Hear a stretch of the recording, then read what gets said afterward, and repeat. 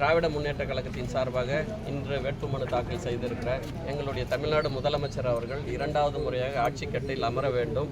காரணம், இன்று இருக்கின்ற அத்தனை மாநில முதலமைச்சரை காட்டிலும் எங்களுடைய தமிழ்நாடு முதலமைச்சர் தளபதியார் மு.க. ஸ்டாலின் அவர்கள் இன்றைக்கி ஒரு சிறந்த மாநிலமாக தமிழ்நாட்டை வழிநடத்தி கொண்டிருக்கிறார்கள். குறிப்பாக நம்முடைய மாநில வரி வருவாய் பார்த்திங்கன்னா இன்றைக்கி 11.97 விழுக்காடு இன்றைக்கி சதவீதம் வருவாய் உயர்ந்திருக்குது. ஆக பல்வேறு திட்டங்களை நம்முடைய தமிழ்நாடு முதலமைச்சர் அவர்கள் செய்து கொண்டிருக்கிறார். இந்த 5 ஆண்டு முதலமைச்சர் அவர்களின் ஆட்சியில் பல்வேறு திட்டங்கள் திருப்பத்தூர் சட்டமன்ற தொகுதியில் நடந்து இருக்கிறது. மேலும் இந்த வருகின்ற சட்டமன்ற தேர்தல் முடிந்த பிறகு எங்களுடைய தமிழ்நாடு முதலமைச்சர் அவர்கள் ஆட்சி அமைப்பது உறுதி, மாற்று கருத்தில்லை. தோழமை கட்சிகள் உதவியோடு கூட்டணியோடு 200க்கும் மேற்பட்ட தொகுதிகளை வென்று எங்களுடைய முதலமைச்சர் அவர்கள் ஆட்சி அமைப்பார் 2வது முறையாக. திருப்பத்தூர் சட்டமன்ற தொகுதிக்கு இன்னும் செய்ய வேண்டிய பணிகள் ஏராளமாக இருக்கிறது. குறிப்பாக பார்த்திங்கன்னா அரசு பொதுத் தேர்வு எழுதுகின்ற மாணவர்களுக்கு பயிற்சி கல்லூரி ஆரம்பிக்கணும். முன்னெல்லாம் கிருஷ்ணகிரி தருமபுரின்னு பார்த்திங்கன்னா அது பின்தங்கிய மாவட்டம் நாம் சொல்லுவோம். இன்றைக்கி வருகின்ற அனைத்து அரசு ஊழியர்கள் பார்த்திங்கன்னா கிருஷ்ணகிரி தருமபுரி பகுதியில் அதிகமான அரசு ஊழியர்கள் வராங்க. அதற்கு காரணம் அங்கே இருக்கின்ற ஆர்ட்ஸ் அண்ட் சயின்ஸ் கலைக்கல்லூரிகள் அதுக்கு உண்டான அடுத்த முடித்த உடனே அவங்க பயிற்சி வகுப்பு போகிறாங்க. அரசு தேர்வு எக்ஸாம் வந்து சீக்கிரம் பாஸ் பண்ணுறாங்க.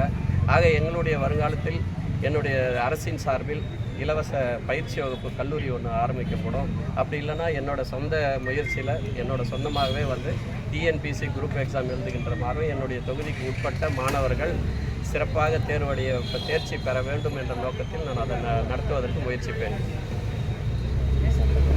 அதே போன்று பார்த்திங்கன்னா பல்வேறு திட்டங்கள் நமக்கு செய்ய வேண்டிய பணிகளில் வந்து பார்த்திங்கன்னா ஐடி பார்க், அதாவது தகவல் தொழில்நுட்ப பூங்கா ஐடி பார்க் ஒன்று ஆரம்பிக்க வேண்டியது வருது. ஷிப்காட் ஆரம்பிக்கணும். குறிப்பாக பார்த்திங்கன்னா மருத்துவக் கல்லூரி கலைஞரோட கனவு திட்டமாக மாவட்டத்திற்கு ஒரு மருத்துவக் கல்லூரி என்கின்ற வகையில் வருகின்ற திராவிட முன்னேற்ற கழகத்தின் ஆட்சியில் மருத்துவக் கல்லூரி திருப்பத்தூர் மாவட்டத்தில் அமையும். அதே போன்று பார்த்திங்கன்னா கந்திலி ஒன்றியம் பின்தங்கிய பகுதி, அந்த நீர்நிலைகள் எல்லாம் சீர்படுத்த வேண்டும். தென்பண்ணை பாலாறு இணைப்பு திட்டம் ஒன்று அரசு கருத்தூர் இருக்குது, அது நிலுவையில் இருக்குது. அதை துரிதப்படுத்தி அந்த கந்திலி ஒன்றிய பகுதிகளுக்கு அதிக தண்ணீர் வசதி ஏற்படுத்துவதற்கு பாடுபட வேண்டும். திருப்பத்தூர் நகரம் பார்த்திங்கன்னா நம்முடைய பெரிய ஏரி தான் ஒரு நீர் ஆதாரமாக இருக்குது. அந்த ஏரியை தூய்மைப்படுத்தி நடைபாதையுடன் கூடிய ஏரியை அழகுபடுத்தப்படும்.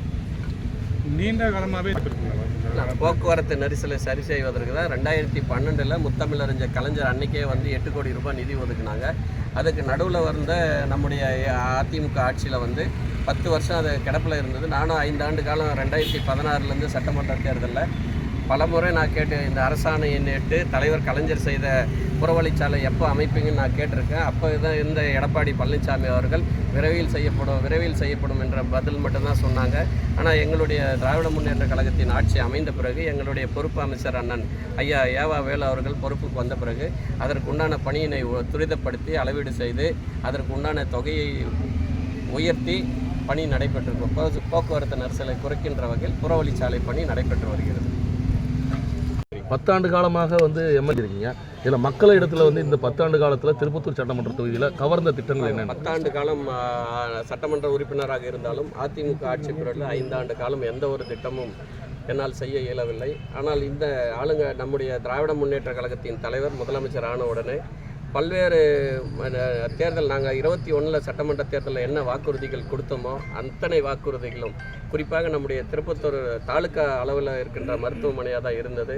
நம்முடைய தமிழ்நாடு முதலமைச்சர் அவர்கள் நான் சட்டமன்றத்தில் பேசியது வச்ச கோரிக்கையின் அடிப்படையில் மாவட்ட தலைமை மருத்துவமனையாக அதை அங்கீகாரம் கொடுத்து அதற்கு உண்டான பணியாளர்களை நியமனம் செய்து அதுக்கு தேவையான கட்டட வசதிகள், குறிப்பாக எம்ஆர்ஐ ஸ்கேன் எனக்கு சொல்லக்கூடிய எம்ஆர்ஐ ஸ்கேன் தலையில் ஏதாவது அடிபட்டால் எம்ஆர்ஐ ஸ்கேன் 8.5 கோடி ரூபாயில் எம்ஆர்ஐ ஸ்கேன் வசதி, மருத்துவ வசதி செஞ்சு கொடுக்கும். இந்தியாவிலேயே முதல் இடம் பழங்குடியின மக்கள் வசிக்கின்ற பகுதியில் இருக்கின்ற ஒரே ஒரு ஆரம்ப சுகாதார நிலையம்னா அது எங்கள் புதூர் நாடு மலையில் இருக்கிற ஆரம்ப சுகாதார நிலை தான். அது மாதிரி புகழ்பெற்ற பணிகளெல்லாம் நாங்கள் செஞ்சு கொடுத்துருக்குறோம். அதையும் மலைவாழ் மக்கள்கிட்ட அதிக வரவேற்பு இருக்குது. சாலை வசதிகள் பண்ணியிருக்கிறோம். அதிகப்படியான வசதிகள் மலைக்கு ஜவ்வாது மலை, புங்கம்பட்டு நாடு, நெல்லிவாசல் நாடு செஞ்சு கொடுத்துருக்கோம். திருப்பத்தூர் பொறுத்தவரையிலையும் விஷமங்கலம் உள்ளிட்ட பகுதியில் வந்து தனி தாலுக்காவாக அறிவிக்கணும் அப்படின்னு சொல்லிட்டு மக்களுடைய கோரிக்கை இருக்குது. இந்த முறை நீங்கள் எம்எல்ஏ ஆகினா அதை செய்ய வருவாய்த்துறையில் வந்து புதிதாக மாவட்டம் பிரிஞ்ச பிறகு தாலுக்காக்கள் அதிகமாக வேண்டும் சொல்லி சட்டமன்றத்தில் கோரிக்கை வச்சேன். ஆக நம்ம கோரிக்கை வைத்த பிறகு இப்போ இந்த பட்ஜெட்டில் வந்து எனக்கு வந்து உள்வட்டம் ஒரு ஆர்ஐ ஆஃபீஸ் தான் புதுசாக வருவாய்த்துறையின் மூலயமா மாடப்பள்ளி தலைமையிடமாக கொண்டு வருவாய் அலுவலகம் கொடுத்துருக்குறாங்க. விரைவில் வருங்காலத்தில் எங்களுடைய தேவைக்கேற்ப எங்களுடைய முதலமைச்சர் அவர்கள் நம்முடைய தாலுக்காவை பிரிப்பதற்கு வாய்ப்பு இருக்கிறது. நன்றி. ஒற்றுமையுடன் இது கொள்கைக்கான கூட்டணி என்ற பிரகடனப்படுத்துகின்ற வகையில் எங்களுடைய திராவிட முன்னேற்ற கழகத்தின் தலைமையிலான கூட்டணி அமைந்திருக்கிறது. திருப்பத்தூர் சட்டமன்ற தொகுதியில் கடந்த 5 ஆண்டுகள் பல்வேறு திட்டங்களை நாங்கள் செய்திருக்கிறோம். மேலும் இந்த தொகுதிக்கு பல்வேறு திட்டங்களை தமிழ்நாடு முதலமைச்சர் அவர்களின் ஆதரவோடு இந்த தொகுதியில் செய்ய இருக்கிறோம். ஆக இந்த திருப்பத்தூர் சட்டமன்ற தொகுதியில் திராவிட முன்னேற்ற கழகத்தின் வேட்பாளர் அந்த கூட்டணி கட்சியோட நிர்வாகிகளோட ஒத்துழைப்போடு அதிக வாக்கு வித்தியாசத்தில் வெற்றி பெறும் என்பதை ஐயமில்லை. ஆக வருகை இந்த நம்முடைய பத்திரிகையாளர்களுக்கும் நன்றி சொல்லி விடைபெறுகிறேன். நன்றி.